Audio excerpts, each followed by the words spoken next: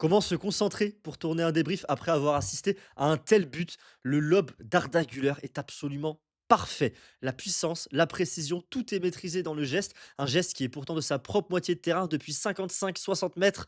C'est exceptionnel le geste que vient de faire le Turc. Alors, ce geste-là, à l'échelle d'une saison, il est anecdotique, mais pour toutes les personnes qui étaient présentes au stade, toutes les personnes qui étaient devant leur télé, les jeunes comme les anciens, tout le monde s'est levé, tout le monde a en tout cas ressenti une certaine émotion et a ressenti toute la poésie de ce geste d'Arda Güler, ce ballon flottant qui termine au fond des filets et qui vient clore un très beau succès du Real Madrid 4-1. Un succès maîtrisé de la part des joueurs, de la part aussi de l'entraîneur du Real Madrid, Alvaro Arbeloa, qui a fait confiance à ses cadres au début de la rencontre avec seulement deux changements par rapport à Manchester City dans son 11. Et ensuite, dès que le résultat était assuré avec le 2-0, il a fait tourner, et ça c'est très fort de la part d'Alvaro Arbeloa, c'est quelque chose qu'on voyait beaucoup moins chez Xabi Alonso et chez Carlo Ancelotti. Il a fait tourner, il a fait confiance à la jeunesse et ça lui a donné raison puisqu'on a vu de très belles choses de la part des jeunes Cantelanos du Real Madrid sur cette rencontre. Avant de parler des jeunes un petit peu plus tard dans cette vidéo, on va se concentrer sur les cadres du Real Madrid et on va commencer par l'homme du match, selon la Liga, l'homme de cette rencontre, Federico Valverde, qui a réalisé une nouvelle prestation XXL contre Elche après son triplé incroyable contre Manchester City.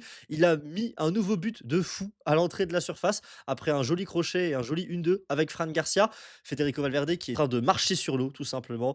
Toutes ses frappes font mouche. Il arrive toujours à faire le bon choix, à trouver les espaces et je trouve que sans ballon également, il se déplace tellement mieux dans ce système très récent mis en place par Alvaro Arbeloa avec toutes les absences et notamment celle de Mbappé. Ça a complètement libéré Federico Valverde qui peut profiter de ses qualités techniques certaines, notamment sa très bonne frappe de balle bien sûr, même si c'est un joueur qui n'est pas non plus fâché avec le ballon dans certaines situations et peut surtout profiter de son énorme coffre, son énorme endurance, son gros volume de jeu, son sens évidemment du déplacement sans ballon et puis surtout évidemment ses qualités athlétiques exceptionnelles. C'est un joueur qui est aussi rapide que puissant et un appel de Federico Valverde, c'est comme un train qui est lancé à pleine vitesse. C'est très dur à arrêter et on l'a vu contre Manchester City et on l'a revu aujourd'hui contre Elche.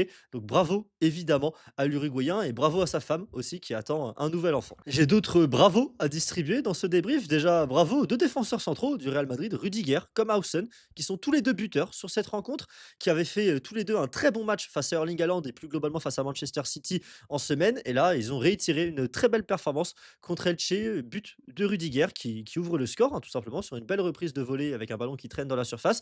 But de Hausen également de la tête, ça va faire du bien. La charnière centrale du Real Madrid, ce serait bien qu'elle retrouve un petit peu de régularité. On avait beaucoup vu Asensio dernièrement, qui avait fait plutôt de bonnes performances d'ailleurs.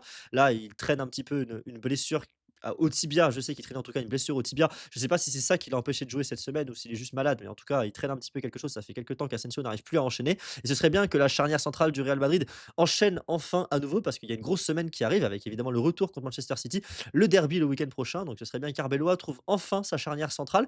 Et celle-ci, en tout cas, a été performante sur les deux derniers matchs. Donc on ne peut que la féliciter. On peut aussi féliciter les latéraux du Real Madrid sur cette rencontre. Alors Dani Carvaral a fait son match. Il n'y a pas eu non plus énormément de choses à faire.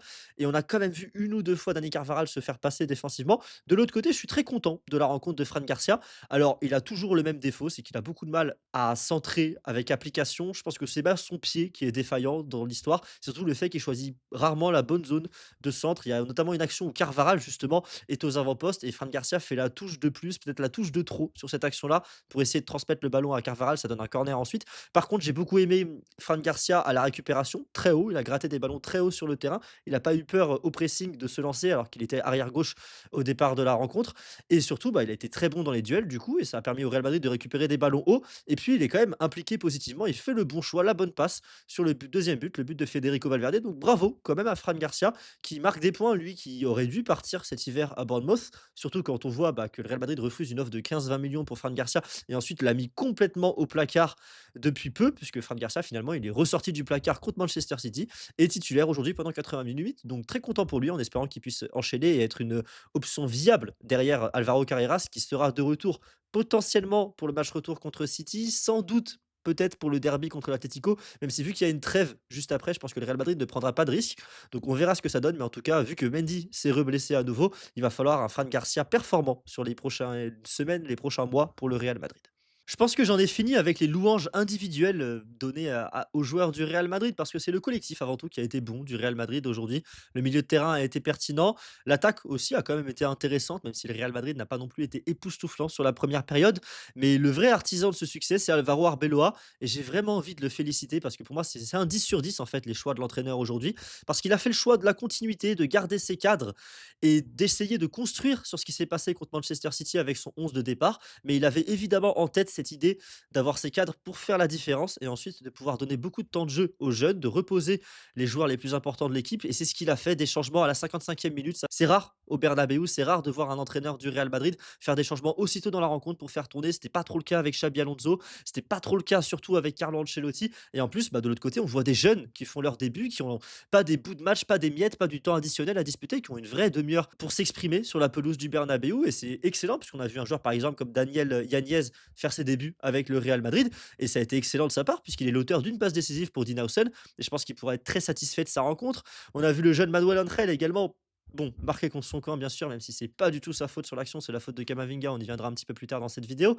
Mais on l'a vu aussi briller au milieu de terrain sur la ressortie des ballons. Et puis voilà, on a vu globalement les Canteranos avoir du temps de jeu et briller. Donc merci à Alvaro Arbeloa pour sa gestion absolument parfaite de cette rencontre. Je viens de mentionner Eduardo Camavinga négativement. Oui, malheureusement, il faut chercher et trouver un petit peu de négatif à dire dans ce débrief. Si tout était parfait, je ne me forcerais pas à dire du négatif, mais je suis vraiment mécontent de la performance d'Eduardo Camavinga contre une faible opposition, dans un contexte positif pour l'équipe qui vient de remporter 3-0 un match contre Manchester City. Lui, il a enchaîné les pépins cette saison. On avait un petit peu l'impression qu'il avait quand même réussi à trouver une petite dynamique avant ses problèmes dentaires qui l'ont tenu écarté sur les matchs précédents jusqu'à la rencontre contre Manchester City où il était rentré en jeu. Et pourtant, non, pas du tout. Eduardo Camavinga, il a raté son match aujourd'hui, tout simplement. Alors, l'image marquante, c'est bien sûr cette perte de balle stupide sur le but d'Elche. Mais au-delà de ça, il y a plusieurs actions à contre-temps de la part d'Eduardo Camavinga qui n'a pas fait les bons choix, qui est beaucoup retourné en arrière aussi. Il a gardé le ballon, il était face à plusieurs joueurs, il pouvait pas trop se retourner. Et au lieu d'avoir un Camavinga qui tente d'aller vers l'avant, on a eu un Camavinga très conservateur aujourd'hui, très frileux. Et c'est dommage, il y a aussi une action où il porte le ballon vers l'attaque, il est à l'entrée de la surface, il a un choix à droite, un choix à gauche et il fait une passe dans l'axe qui est pas dans le bon tempo, qui va directement dans les pieds de l'adversaire. Donc c'est vraiment un match complètement raté de la part de Camavinga. Et c'est très surprenant parce que justement, c'est le genre de rencontre où d'habitude, il surnage complètement techniquement face au milieu de terrain adverse. Il surnage aussi physiquement et ça lui permet de dominer le milieu de terrain de la tête et des épaules finalement. Et là, c'était pas du tout le cas aujourd'hui de la part d'Eduardo Camavinga. Et je suis très déçu parce que personnellement, c'est un joueur que j'aime beaucoup. Il y a des rumeurs qu'il envoie l'été prochain en première ligue. Moi, je reste convaincu que c'est un joueur qui a tellement de qualité que c'est sûr qu'il sera capable dans un contexte un peu différent évidemment de briller complètement, d'exploiter toutes ses qualités, justement, ses qualités techniques, ses qualités physiques, son intelligence quand même, parce que Camavinga, même si c'est un joueur qui parfois a des sautes de concentration, c'est clairement pas un joueur qui est bête du tout sur un terrain de football. Mais je comprends pas parce qu'il a quand même connu plein de contextes au Real Madrid, il a pas été aidé par les blessures, mais ça clique toujours pas quoi, ça marche toujours pas Eduardo Camavinga au Real Madrid. Et je sais pas si pour lui, tout simplement, oui, un changement peut-être d'air pourrait lui faire du bien, surtout que je pense qu'il correspond vraiment très bien au football anglais et à la Première Ligue. On verra ce que ça donne. Moi, personnellement, je vais pas emmener Camavinga à l'aéroport comme j'ai vu certains le dire dans mes mentions Twitter. Mais pour le coup, oui, il y a une remise en question à avoir parce que c'était la saison où il devait s'imposer. Et à cause de certaines blessures et à cause de certaines performances comme celle de ce soir, eh ben, il n'arrive pas du tout à s'imposer dans ce milieu de terrain. Et je pense qu'Alvaro Arbeloa a vu que Camavinga n'a pas bien joué ce soir. Et je pense qu'il fera confiance à nouveau à Arda Güler pour le match retour contre Manchester City.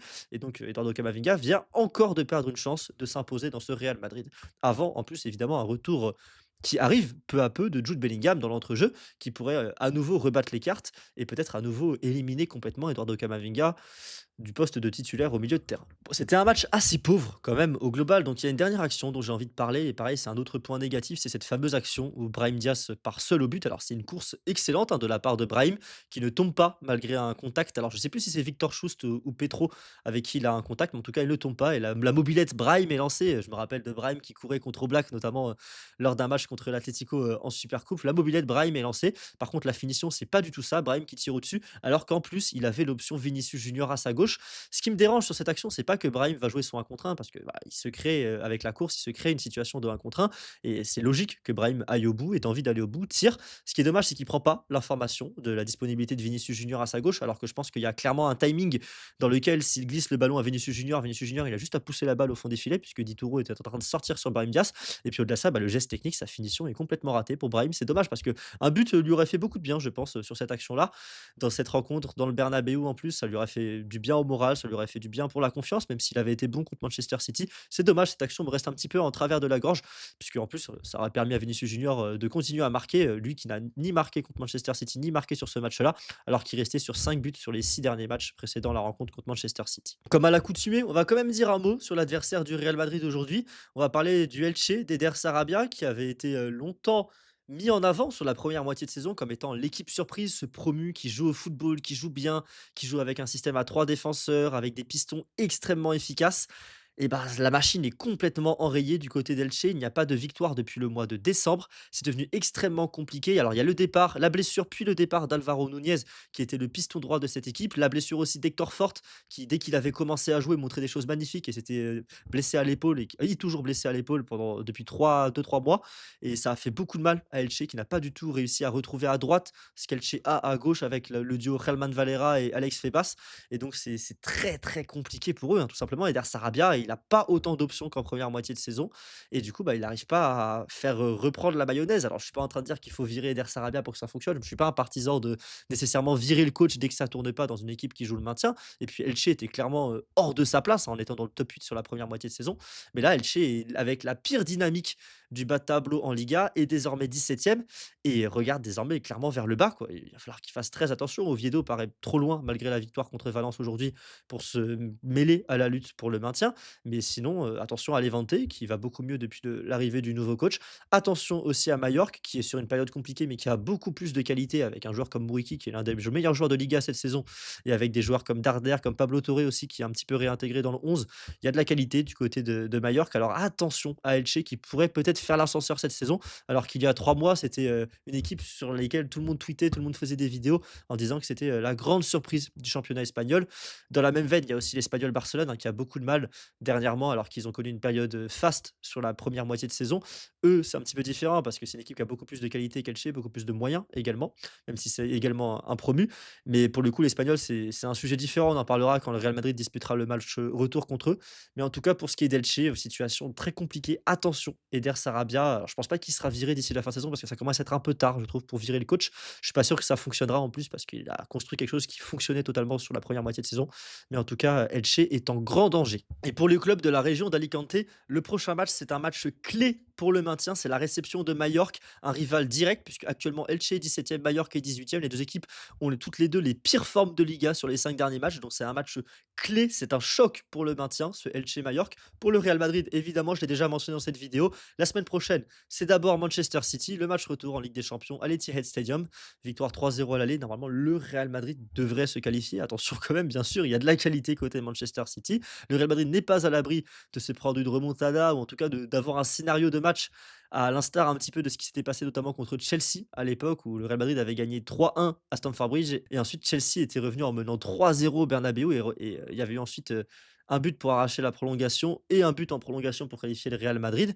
Et donc, on n'est pas à l'abri d'un scénario compliqué s'il y a un but rapide de Manchester City. Donc attention quand même, bien sûr, à ce match mardi soir. Et ensuite, dimanche prochain, derby de Madrid, tout simplement au Santiago Bernabéu. Le Real Madrid va vouloir laver l'affront subi contre l'Atlético. C'est un derby au sommet puisque l'Atlético va beaucoup mieux, reste sur une très belle série de victoires, même s'ils ont eu chaud aux fesses au match retour contre le Barça en Copa del Rey. Sinon, c'est une très belle série de victoires de la part des colchoneros et ils vont venir tester ça au Santiago Bernabéu dimanche prochain. Ces deux matchs-là, ne vous inquiétez pas, ils seront évidemment débriefés sur ma chaîne YouTube, ainsi qu'un match de Ligue des Champions mercredi soir. Je suis pas encore sûr duquel j'ai envie de débriefer. Je pense que Barça-Newcastle, ça m'intéresse. On verra ce que je choisis pour mercredi prochain. En tout cas, on se retrouve très bientôt sur les analyses du Guy. Passez un excellent dimanche, puisque je pense que cette vidéo, bah, il est minuit. Actuellement, il est minuit tout pile. Donc, cette vidéo sortira dimanche. Donc, passez un excellent dimanche. Et on se retrouve très bientôt sur les analyses du Guy. Salut à tous. Ciao.